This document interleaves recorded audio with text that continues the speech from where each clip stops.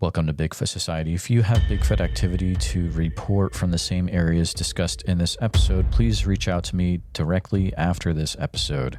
And if you'd like to be on the podcast to discuss a personal Bigfoot encounter, please reach out to me directly at bigfootsociety@gmail.com. Do you wish there was more Bigfoot Society to listen to every week? Well, there is now. If you become a supporting member over at Patreon, you get a special members-only episode every single week on Wednesdays, and sometimes even more episodes. Head on over to patreon.com/the Bigfoot Society. And now let's get on with the show. All right, Bigfoot Society, you've got the privilege of talking to Dustin today. Dustin is an individual that reached out to me actually through a voicemail who wanted to share some things he's experienced over the years in Western Maryland, which is an area we don't hear a lot from. So it's a privilege to have you on the show today, Dustin. How's it going? Good, going good. Thanks for having me. Absolutely. So I was born down in a place called Grantsville in Western Maryland, and it's 5 minutes from PA, about 10 minutes from West Virginia, and really close to Forbes State Forest, which is the video I saw that got me intrigued to reach out. Fantastic. I remember when you reached out and how you'd mentioned that, I believe, in the voicemail. And I was like, immediately, it was like, yeah, we definitely got to have a conversation, because the things that were coming out of Forbes State Forest, and I know I've talked to other people since then, researchers in the state that have had things happen in that area as well. So, I'm excited to hear what you have to share today, Dustin. So I'm going to go ahead and, hand things right over to you. Feel free to take us back to when things started to occur to you regarding Bigfoot in that area. All right, so this starts in October of 2004. This is my first encounter. Me and my one friend, we were camping up in private property on my family's farm. And this is really thick, this is second growth, old trees. It hasn't been logged back then. And we had this old Jeep, this old Willie's Jeep, and this thing was loud. So we're driving up through the woods, and I have this cooler on the back of the Jeep that I jacked some whiskey from my dad's basement thinking we'd be cool kids at age 14. And the cooler fell out of the Jeep. I ran over the cooler, and my dad's hiking up behind us. So I freak out and dump the whiskey out. This gets relevant later, but anywho, we get up there, we cut a bunch of firewood, and we're just having a good time being boys, in the woods. And then we got a pretty good fire going, and at around 10 p.m., I'd say, something starts beating on a tree, it sounds like. And to me, I grew up in the woods, avid outdoorsman my whole life and stuff, so I'm thinking, what is this? I've never heard this before. It was loud, and it was starting to shake the ground, kind of. I kept thinking, is it a turkey? Trying to get up in its roost or something? I don't know what this is. My buddy, he has no idea. He's just looking at me sort of bored at this point. And whatever this was, it just keeps getting closer and closer and louder. And this knocking noise is getting bigger. It's starting to kind of shake the ground. It feels like something's taking a part of a tree, not a limb, but part of a tree, and beating another tree. So me being me, I get the axe and I start beating a tree back. I knocked back. Well, that must have been a mistake, because then it got really close and really loud. Started making the hair stand up on the back of our necks. We were just in total terror because we had no clue. Because at this point, we were 14. We didn't really believe in Bigfoot. We didn't know what Bigfoot was. We threw all the firewood we had on the fire. Surprised we didn't burn the woods down. And we just hopped in that Jeep and drove out of the woods, went over to my uncle's house, and we slept in the Jeep that night. And the next morning, we went back up in the woods and started looking around to try to figure out what that thing was. There was no signs of anything, but that's back in my amateur photography days. And when I was first starting to take pictures, so I just started taking pictures on my 35 millimeter camera of like just the woods and everything. I have like all these random pictures. And I started going through these pictures this past winter, and I found a bunch of them that had these really weird looking orbs. These orbs look like the Snapchat ghost symbol. I mean, to a T, looks like the Snapchat symbol, like the white ghost, and they're white too. But they're all in different places. They're all different pictures, different locations in the woods, but they're all very similar in different parts of the picture. So it's not like a glitch on the camera. And this one, I looked at it again today. It's moving. The picture itself is still, like it's in focus, but this orb is like moving up. It has a tail. So I don't know what that's all about, but that's some pretty wild stuff too. There was no scent. I didn't smell anything. It was quiet that night. It was really quiet. And that's about it for that one. It scared the crap out of us and ran us out of the woods. And my buddy, he went MIA on me. He doesn't want to talk about it, and he sort of fell off the map. But then I had another encounter, and this is way later. This is November 23rd, 2018 at 5:58 p.m. I actually have the exact time because I was taking pictures of the moon over in a place called Springs, PA, and I was sitting at a crossroads next to a cornfield, and on the other side of the cornfield was an Amish schoolhouse. And it was a full moon that night, and I'm sitting there in my truck. I took 2 pictures of the moon. And after I took the second one, I heard this roar. Something let out this roar right behind me. And it was a blood-curdling scream, and it was the most high-pitched, long, drawn-out scream I've ever heard in my life. I thought an Amish lady was getting murdered, to be honest. I had no idea what that could have been, but I found a video on TikTok that is exactly what I heard. Mine was a little bit more high-pitched than this, so I'm going to play it now for you.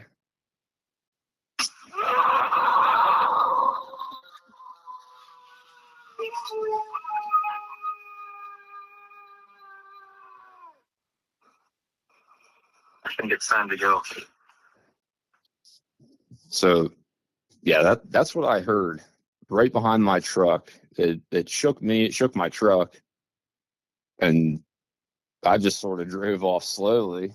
And I started thinking, okay, logic brain kicking. What was that? And I was like, I've had a couple mountain lion encounters, which they're not supposedly around here either, but I have proof they are too.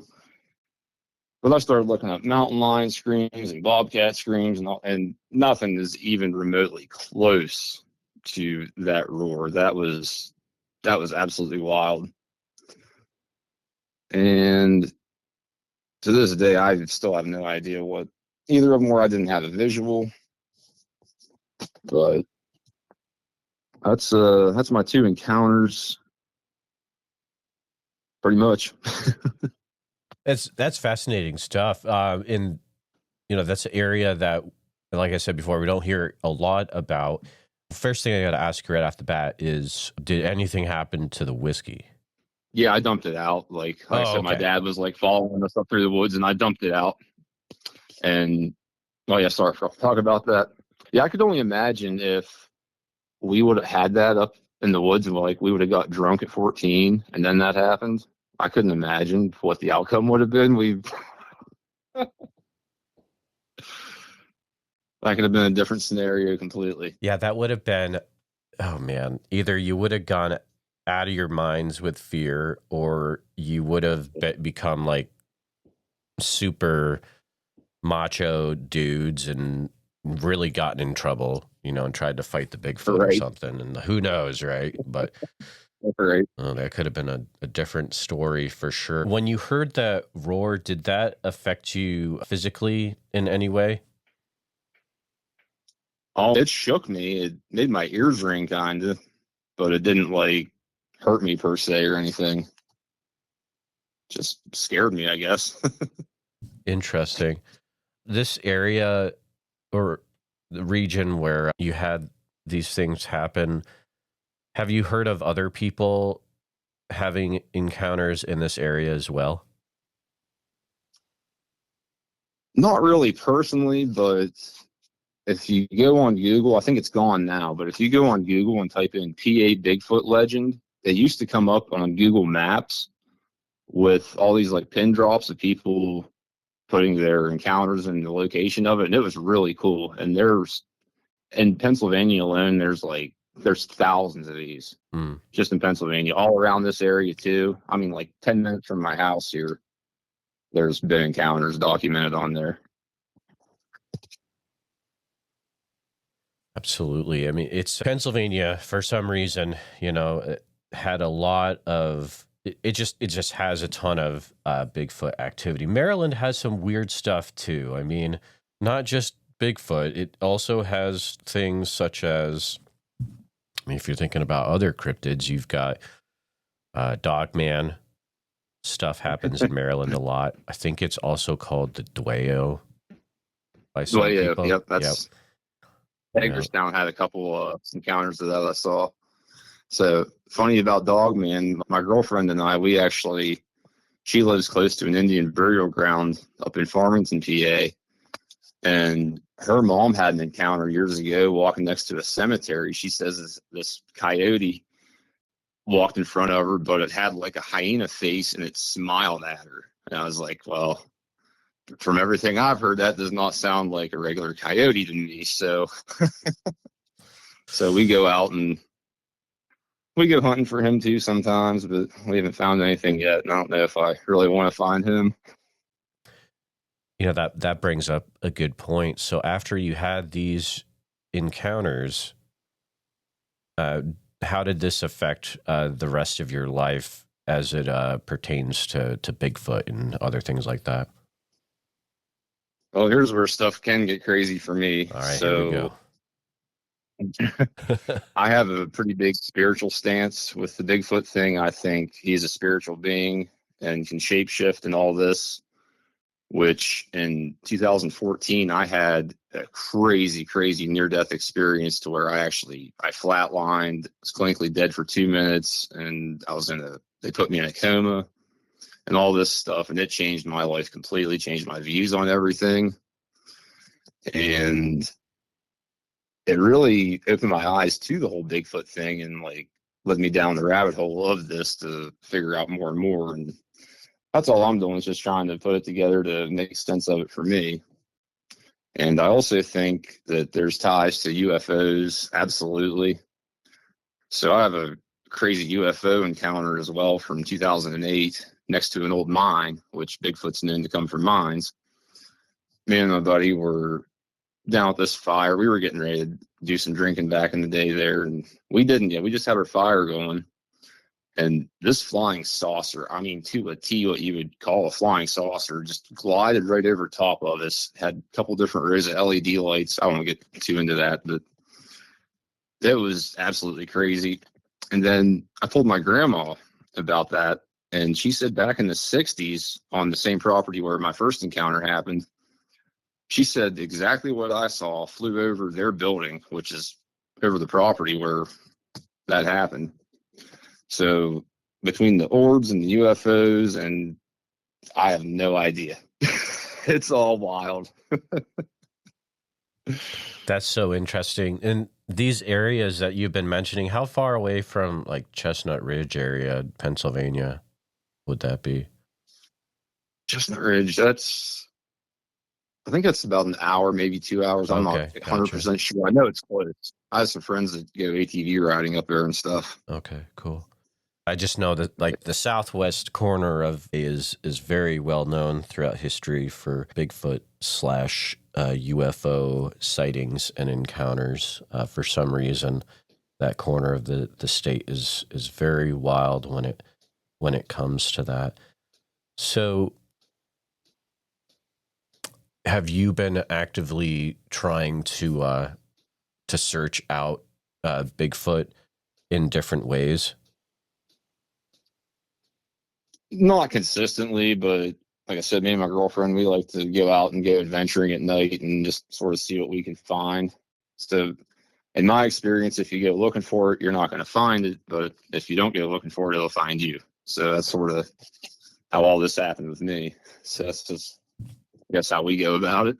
You know, I totally agree with you. My own research experience is very, very little, or I would say very limited so far, really just a few years. And I will agree with you that if I take the times where I've actually gone out and, you know, knocked on trees and done all those things that you see on TV, and then the other times when we're just sitting around in camp and having a good time, and maybe it's in an area where it's known for Bigfoot activity, I'm just hanging out being a camper.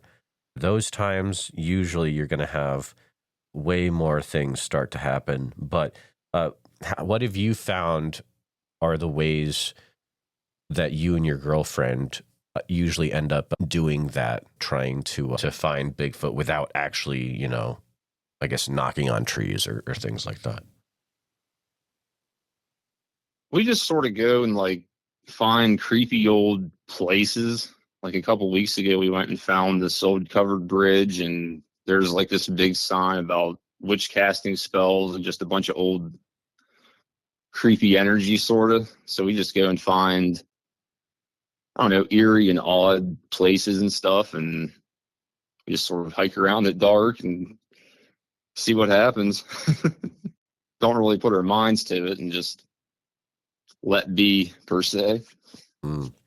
But we haven't had an encounter together yet, but who knows what will happen. Have you ever had anything weird happen when you're out there looking around at different places? A few times. Way back in the day, we used to go up to Forbes at night and partying and stuff, and driving around up there, we used to encounter clans of Amish. Like 4 or 5 Amish guys would be out at, I don't know, 3, 4 in the morning. They all had shotguns, and like they're just walking down the road, but they're out 3, 4 in the morning with shotguns. So that's kind of strange. All right. Okay, so I mean, they could be. Yeah, who knows what they're going after? So everyone listening, if you're going out to Forbes State Forest, I guess you have to be aware of rogue Amish. I don't know, hunting in the middle of the night with shotguns, guys. I would be careful if you're going looking out for Bigfoot out there. So you're saying the one bridge that you went over, it actually had a sign that had like different symbols and how to cast things? Or? Yeah, it's called the Hexburger. Oh, okay. The Hexburger. It's on my TikTok. If anyone wants to look at that, I have the video of it on my TikTok. It's a pretty cool sign. It's a pretty cool place. It's called the Hexy Witch. That's what it is. The Hexy Witch. And that's in Somerset County, close to New Centerville, Pennsylvania. Do you still have TikTok on your phone? I do. Don't delete the app. Do you know why? Because they took it out. When they force updates. It's out of the app store. So if you get rid of it for some reason, then you can't get it back. So right. Still, I'm gonna definitely fun to the side thing there. So it sounds like you have a pretty unique way of looking at Bigfoot, as you mentioned before. Yeah, I think, I believe we're spiritual beings having a human experience, and everybody has the power to ultimately change what they perceive, what they feel, their own reality. So, if you change your mindset and you change your vibration, you will actually attract different things into your life, from what I found. And this all stems back to my crazy near-death experience and stuff.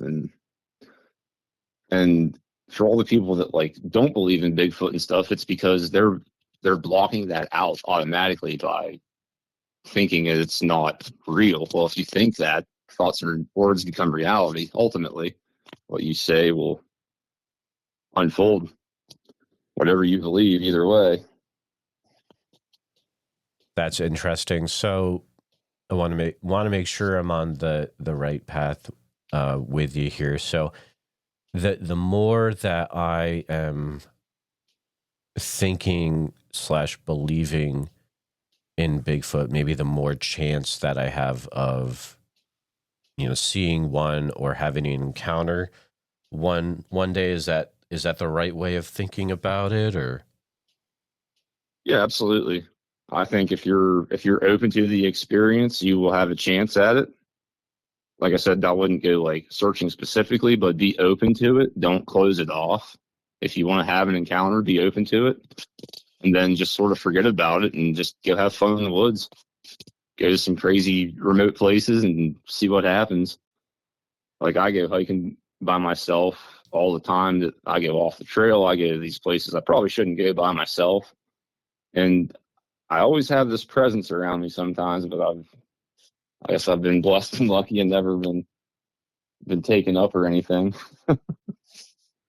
now, when you say a presence around you, can you explain a little bit more what that exactly means? I'm interested in that. Yeah. So I'm what you would call an empath. I pick up on other people's energy. I'm extremely sensitive to energy, and like my intuition is just really, really good. So like they were on my private property there. Ever since all this happened, every time I go up in those woods, I feel a presence. I feel like I'm almost being watched. You know what I mean? Like something's just a little bit off. Like, for example, this summer I was up in there clearing some trails out, and I was right by the camping spot there where the first encounter happened. And I was doing some weed whacking, getting ready to build a cabin.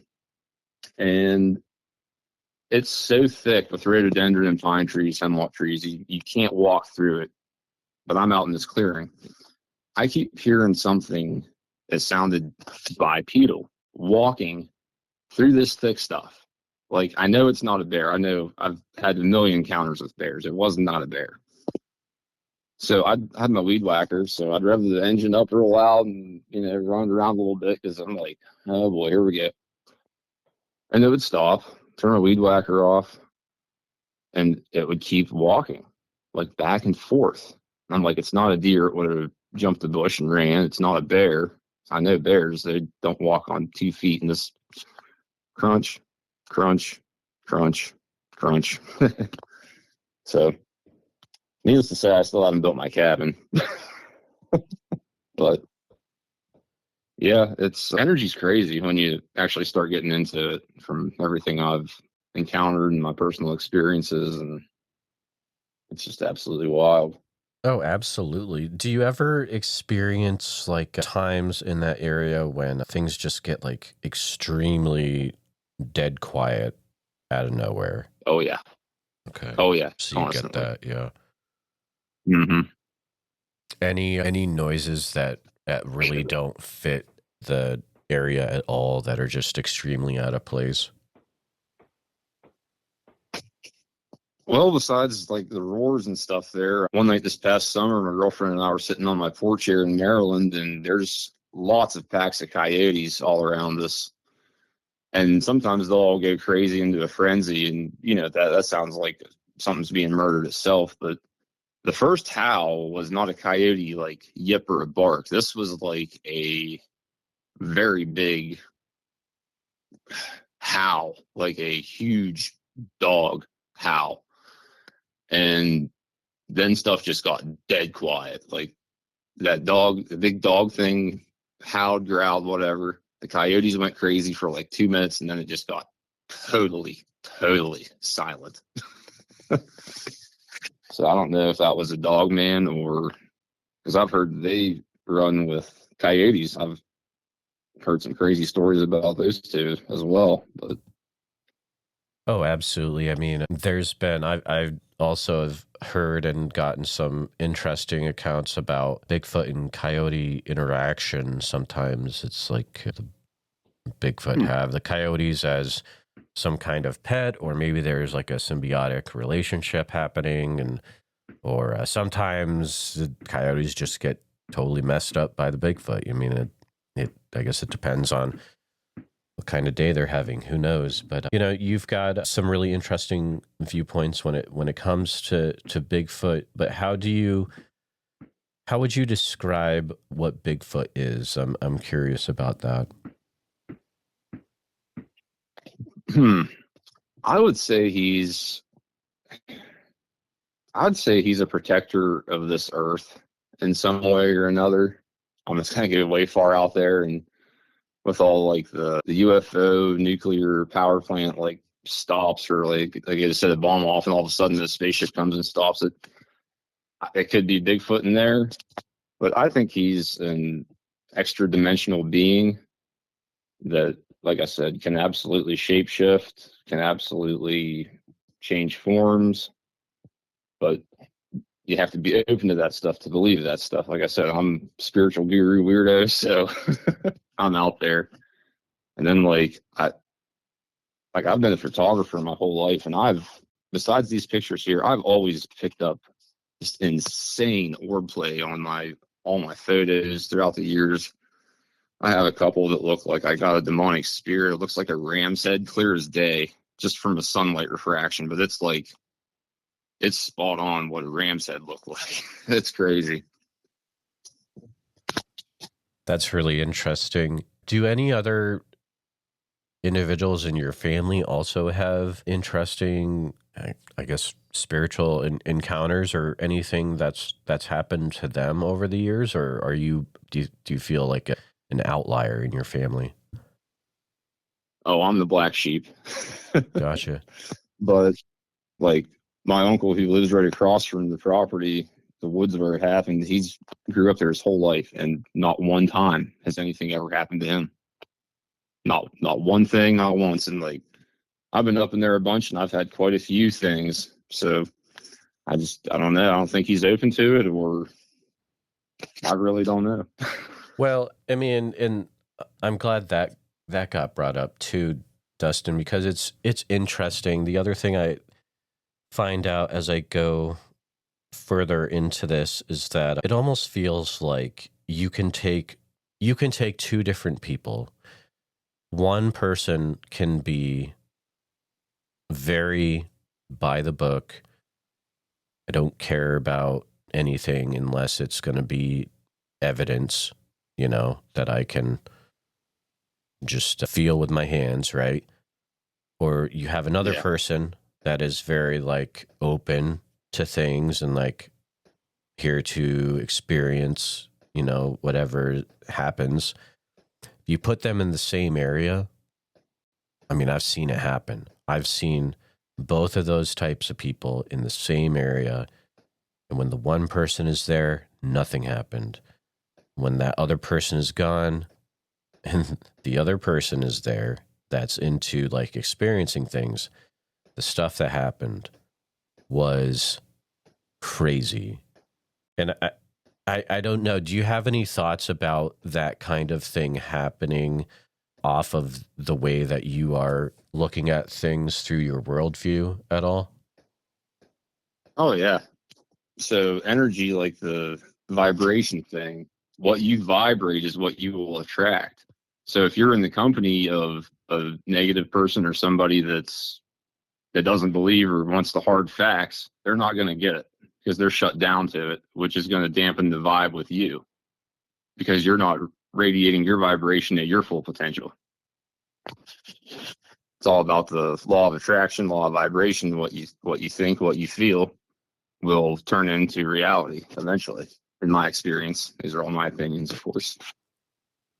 That's interesting. So man, if we're taking that viewpoint, which does make sense, I'd have to say, you really do have to be careful who you are going out with when you're, going looking, because it could really affect a lot of what ends up happening. That's very interesting. Yeah, absolutely. You want to watch the company you keep for sure. Yeah. It'll make or break your situation. So your girlfriend that you go out with, would you say she's pretty much on the same level as you are with how you view things? Oh yeah.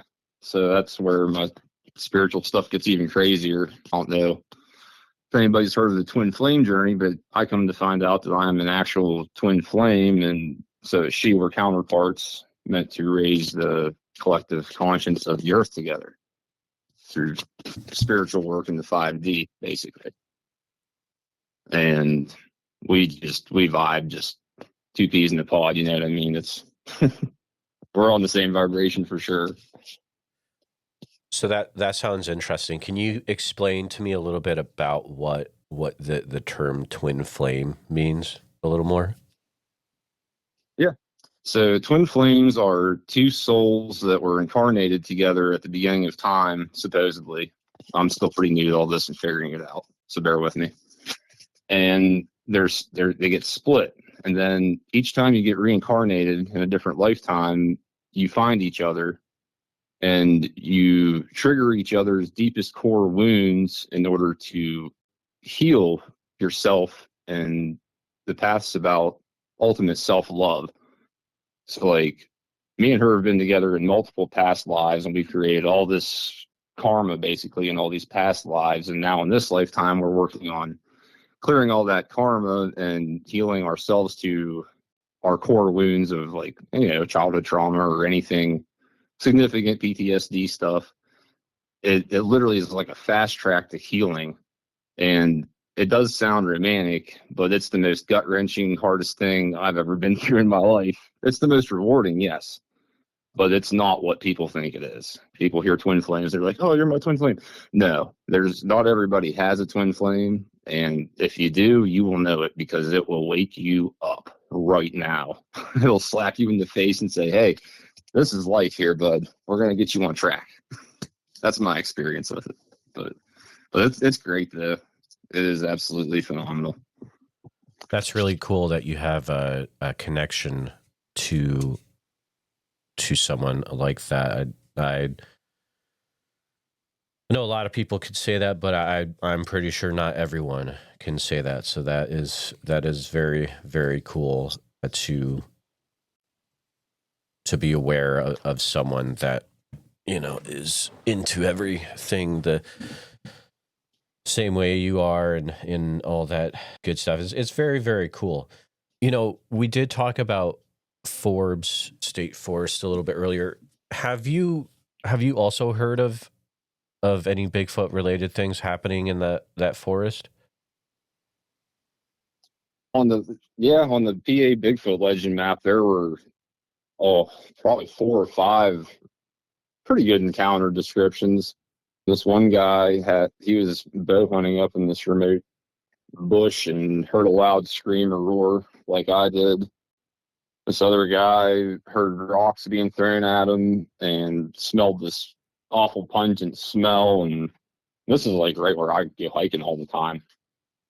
But other than that, you go up towards like Mill Run, PA, there's countless encounters up there. Confluence area. And that's all off the Greater Allegheny Bike Trail, too. So I'm sure there's some encounters on that bike trail, because that's just nothing but wilderness up in that area. Absolutely. You've had some, I guess what we would say is Class B encounters, like I've had myself, which is, you know, you hear things, but you haven't had a visual yet. Would you ever want to have that experience where you actually have a visual of Bigfoot? Oh, yeah. I'm totally open to it. 100%. If I'm like out in the woods by myself hiking, depending if I can get out of there or not, you know, I don't want them to take me. True. I wouldn't either. I mean, I'm not really on board for a missing 411 situation. Yeah. But once again, I think that honestly all comes down to your vibration as well. Like all these encounters I've listened to and stuff where people have guns, they don't go so good. Or like even my first encounter, for example, we were up in the woods with that loud Jeep. We were being destructive. We were cutting firewood. We were being loud, obnoxious boys. And he said, no, ran us out. I don't think he likes cameras. I was taking pictures and scared me off. But I think if you're like just being really zen, being yourself, being your authentic self and not causing any harm, if you have good intentions, I don't think they're going to bother you. I guess that's my experience because I feel like I would have had more encounters or something else happen to me by now with all the remote places I go. But I try to keep my energy in check. And I bring a trash bag with me, and I recommend everybody do this. Take a trash bag with you when you hike, and on your way back out, pick up all the trash you see. Mother Earth will thank you. So one, I totally agree with you. Two, that's an interesting thing I've noticed in a lot of my interviews with talking to individuals about Bigfoot, but that are also like very open to different mindsets. And usually they end up getting some sort of leaning towards becoming involved with conservation effort or helping clean up the woods in a certain area. It's really interesting. I don't know if there's any, connection or if it's just, you get that respect for Bigfoot, but also the environment it would live in. So I don't know, something I've noticed. Yeah, I started doing it like pretty hardcore this past fall, carrying a trash bag with me, and it was something just told me to start doing it. Kind of like my intuition was like, hey, you need to start cleaning some of these places up because it's places I get hiking all the time, and it's littered with trash next to rivers and stuff, and it only takes 2 seconds, and once again, energy. You do good, you get good back. There you go. I think just imagine if everyone that went out to a nature area and spent a few minutes cleaning up stuff, filled up a trash bag, and then, put it in the right area on the way out, things would be a lot better for sure. But Dustin, it has been a really fun chat with you. I want to make sure that, if there isn't anything else that you were wanting to share, that you were able to share everything that you had planned on sharing so far.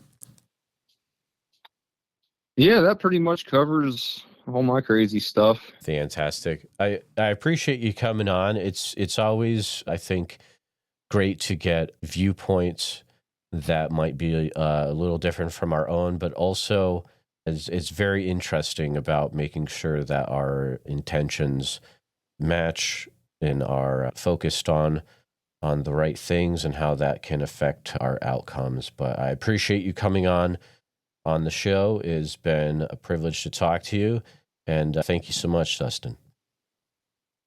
Thank you. I appreciate it.